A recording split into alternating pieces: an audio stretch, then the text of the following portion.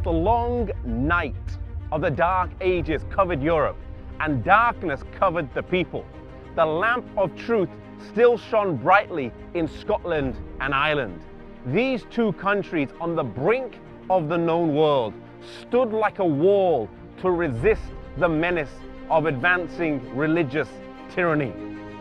Scotland in particular, like the Waldenses in northern Italy, found in her rugged mountains a fortress.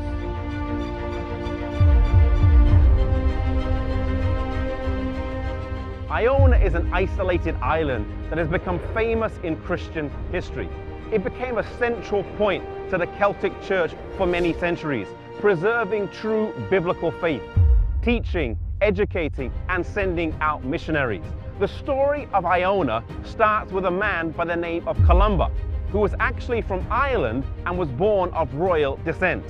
He lived in Ireland and worked there till the age of 32. And from the ages of 25 to 32, he is credited with raising up over 300 churches. Having a missionary spirit burning deep within him, he set sail from Derry in the year 563 with 200 of his companions and came to Scotland. They landed here in Iona, just off the coast of the Isle of Mull, in this bay, which is today named Columbus Bay. Despite finding a windswept and barren island, they built houses, planted crops, and founded a Christian school which would later attain the highest reputation for the pursuit of biblical study and science. The students had a well-rounded education, and in addition to their classes, they would spend time in physical labor, in gardening, in baking, in farming, and in prayer and singing. The students would frequently have to spend 18 years of study before they were ordained for the gospel ministry. It was not a monastery and they were not monks. It was a great mission training institute. The Bible was central to Columba and the school here in Iona. Columba built a church on the Bible and the Bible alone, and is credited with copying 300 copies of the New Testament himself with his own hands. Imagine how many copies his students and fellow faculty produced over the many years the school was based here on this little island of Iona.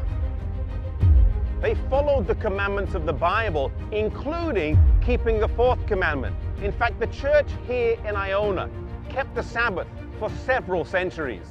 In many ways, the believers here were preserving a faith that was handed down to them over the generations since the earliest believers. They did not see themselves as reformers or as breaking away from Rome, for the faith that they kept had been around much longer. Columba labored here for 34 years before passing to his rest on the 9th of June, which was a Sabbath day. Iona would for many centuries be a leading centre of the Celtic Church, sending missionaries out from the shores of Scotland flowing to the continental church. Columbus' followers would hold this island for 641 years before they were driven out by the Benedictine monks. Iona stands to us today and gives us lessons in the missionary work that took place here. While today many people come for a time of peace, reflection, and contemplation, a place where they can feel closer to God, we cannot deny the work that took place here.